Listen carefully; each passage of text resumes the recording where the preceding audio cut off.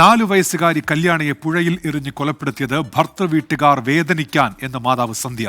കല്യാണിയെ ഭർത്താവിന്റെ വീട്ടുകാർ കൂടുതലായി സ്നേഹിച്ചത് ഇഷ്ടമല്ലായിരുന്നു എന്നാണ് പ്രതിയുടെ മൊഴി. പ്രതിയെ കസ്റ്റഡിയിൽ വാങ്ങാൻ പോലീസ് കോടതിയെ സമീപിക്കും. എസ് ശ്യാംകുമാർ വിവരങ്ങളുമായി ഇപ്പോൾ ചേരുന്നുണ്ട് കൊച്ചിയിൽ നിന്ന്. ശ്യാംകുമാർ, അത് അത്തരം വിവരങ്ങൾ പുറത്തു വരുമ്പോൾ അത് ഞെട്ടിക്കുന്നതാണ്. എന്തൊക്കെയാണ് വിവരങ്ങൾ, ശ്യാംകുമാർ?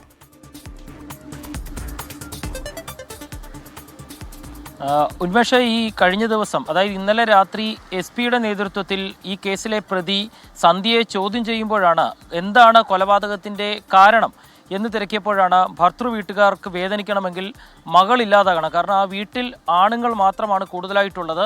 അവിടെ ഒരു പെൺകുഞ്ഞ് പിറക്കുന്നത് കാലങ്ങൾക്ക് ശേഷമാണ്. അതുകൊണ്ട് കല്യാണിയോട് ആ വീട്ടുകാർക്കൊക്കെ വലിയ ഇഷ്ടമുണ്ടായിരുന്നു.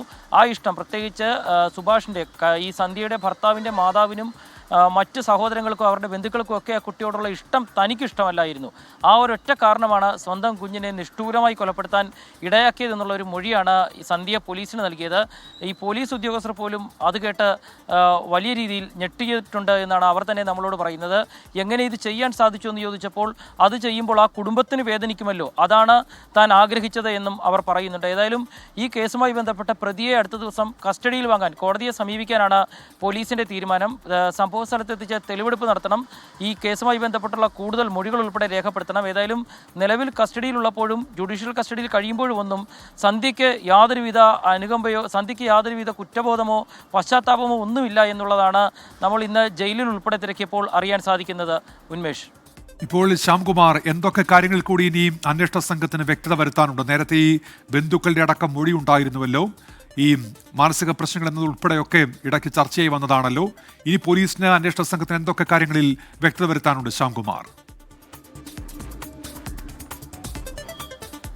ഉന്മേഷ്, ഇതിൽ ഒരുപക്ഷെ സന്ധ്യക്കെതിരായിട്ട് പുതുതായി വരാൻ സാധ്യതയുള്ളത് ഒരു കേസുണ്ട്. കാരണം നേരത്തെ, അതായത് 4 വയസ്സുള്ള കുട്ടിയെ കൊലപ്പെടുത്തുന്നതിന് മുൻപ് തന്നെ സന്ധ്യ 2 മക്കളെയും ഐസ്ക്രീമിൽ വിഷം ചേർത്ത് കൊലപ്പെടുത്താൻ ശ്രമിച്ചിരുന്നു എന്നുള്ളത് മൂത്ത കുട്ടിയുടെ മൊഴിയായി തന്നെ പുറത്തു വന്നിട്ടുണ്ട്. ആ കുട്ടി ഇക്കാര്യം ഇന്നലെ നമ്മളോടുൾപ്പെടെ പറയുകയും ചെയ്തിരുന്നു. ഏതായാലും ആ കുട്ടിയുടെ ആ മൊഴി, ആ പരാമർശം പോലീസ് വളരെ ഗൗരവത്തോടെയാണ് പരിശോധിക്കുന്നത്.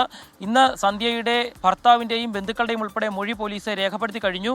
കുട്ടിയുടെ മൊഴിയും പോലീസ് ചോദിച്ചറിഞ്ഞിട്ടുണ്ട്. അത് ജുവനൈൽ പോലീസാണ് ആ മൊഴി പ്രത്യേകമായി രേഖപ്പെടുത്തിയിരിക്കുന്നത്. ഈ സാഹചര്യത്തിൽ സംരക്ഷിക്കേണ്ട പ്രായപൂർത്തിയാകാത്ത കുട്ടികൾക്കെതിരായിട്ടുള്ള അതിക്രമത്തിന് കീഴിൽ സന്ധ്യക്കെതിരായിട്ട് പുതിയൊരു കേസ് കൂടി വരാൻ സാധ്യതയുണ്ട്. നിലവിലെ കൊലക്കുറ്റം ചുമത്തിയ കേസിന് പുറമെയാണ് രണ്ടാമതൊരു കേസ് കൂടി വരാനുള്ള സാധ്യത പോലീസ് ചൂണ്ടിക്കാട്ടുന്നത്.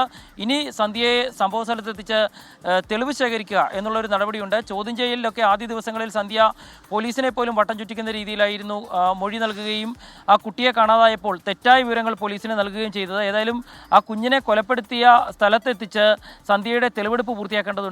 സന്ധ്യയുടെ കൂടുതൽ, കാരണം ചില സാമ്പത്തിക ഇടപാടുകളുമായിട്ട് ബന്ധപ്പെട്ട് ഭർത്താവിൻ്റെ കുടുംബം ഉൾപ്പെടെ ചില കാര്യങ്ങൾ പറഞ്ഞിട്ടുണ്ട്. അക്കാര്യങ്ങളിൽ ഒരു അന്വേഷണം ഉണ്ടാകും. ഏതായാലും അടുത്ത ദിവസം തന്നെ പ്രതിയെ കസ്റ്റഡിയിൽ കിട്ടാൻ കോടതിയെ സമീപിക്കുകയും പുതുതായി ഒരു കേസ് കൂടി സന്ധ്യയുടെ പേരിൽ വരാനുള്ള സാധ്യതയുമാണ് നിലവിലുള്ളത്. ഉന്മേഷ്, ശരി. എസ് ശ്യാംകുമാറാണ് വാർത്തയുടെ വിശദാംശങ്ങൾ ഇപ്പോൾ നൽകിയത്.